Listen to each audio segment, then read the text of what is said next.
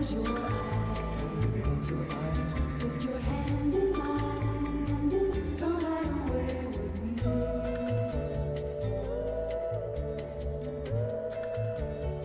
What's up, guys? My name is Stu, and I got some views on wrestling. Today, we're talking about the Last Time Is Now tournament.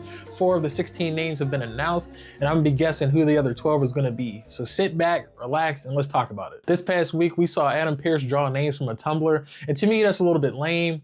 I hope he didn't just turn the Tumblr thing and then pick out the name and oh, okay, here it is. We got this person in the match. Nah, I hope it was more of a thing where it's like, okay, he picks out El Grande Americano's name and he's like, he don't really deserve to be in there. He throws it back and then, he does it again for a new person. I hope it went like that. Or it would have been cool if they had one of those vignettes where it's like the GM's talking about how this person deserves to be in it because either they're a former champion or they have history with Cena, or it's an opportunity for a new person. But here we are. We got Nakamura versus Sheamus, and we got Damian Priest versus Rusev. Now, I initially had Sheamus and Rusev on my list. I did not have Priest and Nakamura. I'm glad that they're in it, like it's fine, but I just didn't see that happening. I ultimately see Sheamus and Rusev moving forward. Sheamus, he can easily just beat Nakamura, and Rusev, he'll probably beat Priest due to some Aleister Black shit. All right, so let's get into it. Number 12, Andrade.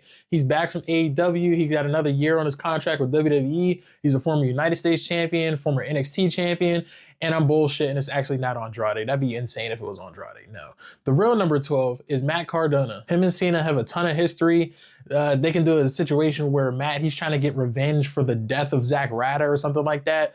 Both guys, they're both savvy enough, and it's something that a lot of people would like to see, especially this new version of Matt Cardona. Number 11, Finn Balor. You gotta have Finn in it. He's a big enough deal to where you put him in a tournament, it's pretty fun, but there's also a chance that he can move forward a little bit in the tournament. Balor is always on the cusp of being in the main event scene, and something like this could be something cool. All right, number 10, Nick Nemeth. Copy and paste everything I said about Finn and pretty much just put it on him. Back when Nick was Dolph Ziggler, him and Cena had matches over a lot of stuff. The US Championship, the Money in the Bank, even AJ Lee. Nick pretty much just serves as one of the spots of people who just don't go here. But it's still a spot that makes a lot of sense. Number 9, the man who wants a match with Cena. He's somebody that took over 2024 and is still doing great work in 2025. Say his name and he appears, Joe Hendry. Joe also represents TNA, but this is a spot where it's a fantasy match that a lot of people actually want to see, including Joe Hendry, like I mentioned before. Number 8, the man that spiked Cena's head off in Saudi Arabia, Solo Sikoa. Solo is a future champion, and him being in it makes a lot of sense. Now, although his current character is about him helping out his family and not necessarily about him still being in it is a statement that can also show as to why he's leading MFTs. He's a big enough name regardless of what you think about him. Number 7, The Miz, and here's why. The man has had 2 WrestleMania feuds with John Cena. He's constantly overlooked. He should be a headliner in his own main event class. Plus, The Miz and the fans have wanted to see them mix it up ever since Cena announced his retirement. And since we haven't gotten it, putting Miz in his tournament just makes a lot of sense to give the fans a little bit of hope, like, oh, maybe we can get Cena and Miz one more time. Miz will probably be the one to induct Cena into the Hall of Fame if Orton doesn't do it. Number 6, this guy right here, Penta. Now that Penta's no longer feuding with Rusev and Dom, I can see WWE putting him in this tournament just to make things interesting, give him a fresh matchup with someone, I don't know who it would be. Maybe his qualifiers against Penn or something. Finn. Mr. Funny Man here with the funny clothes and the funny dance and the funny laugh and the funny jokes. All right, we've reached the top 5 names now, and these guys are the group of people who I think if they're in the tournament, they have a very strong chance of actually winning the thing, especially my number 5. If he's in this tournament, he has to win. He has to win this. Number 5, Obafemi, the ruler of NXT. If you put Obafemi in this tournament, he has to win it. There is no exception. He just came off 2 dominant runs as champion, both the North American champion and the NXT champion. You talk about the future of the company, you talk about Obafemi. He has the potential to reach the heights of Brock Lesnar, Gunther, and Roman Reigns. I'm gonna repeat, if you have this man in this tournament, he has to fucking win, okay? He has to fucking win. And if he's not in the tournament, have him win that US championship. We need more people on SmackDown anyway, have him be a dominant champion. Ilya, like, he can hold the gold for now, but if Oba answers one of his challenges, then Oba needs to win that. All right, number 4, and this is a dark horse kind of pick, but I see him definitely winning this, assuming he's in it. Carmelo Hayes. The tournament is called The Last Time Is Now, right? In that video package, John Cena, he said he wanted to face whoever sees the opportunity that he got in his first day. And why not Carmelo Hayes?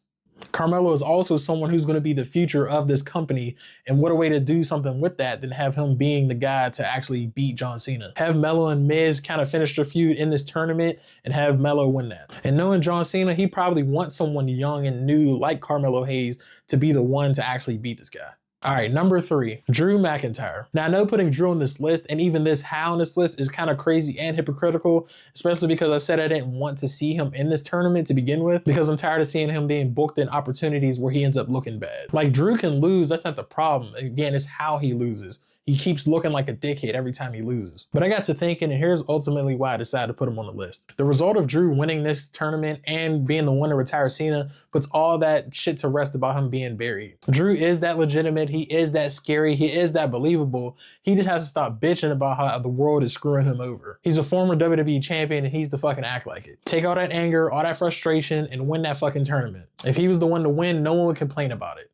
Until the internet complains about it. All right, now we're on the top 2, and that number 1 is number 2, and that is Braun Breaker. I didn't like that. I don't know why the fuck I said that.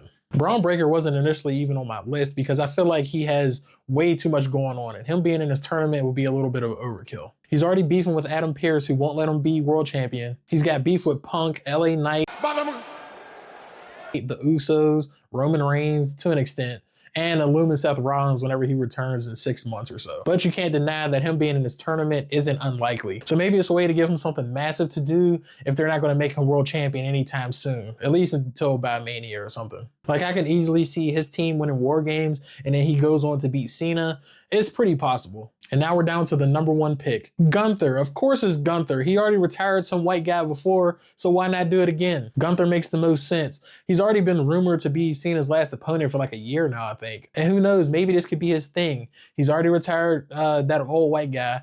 He can retire Cena. The next year, maybe he retires AJ, then maybe Orton. Cody Rhodes, he's gonna retire soon, he says, so maybe he retires Cody Rhodes then. And that's it for today's video, guys. I appreciate you for watching. Make sure you hit that like button. Leave me your views in the comment section down below. Hit that sub button. Share my shorts. Watch all my shorts. I appreciate you guys, and I'll see you next time.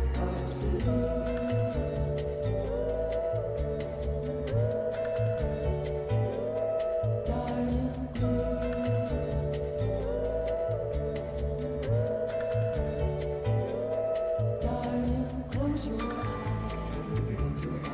Put your hand in mine. No need for playing. Oh, it's just a camera. Oh, okay.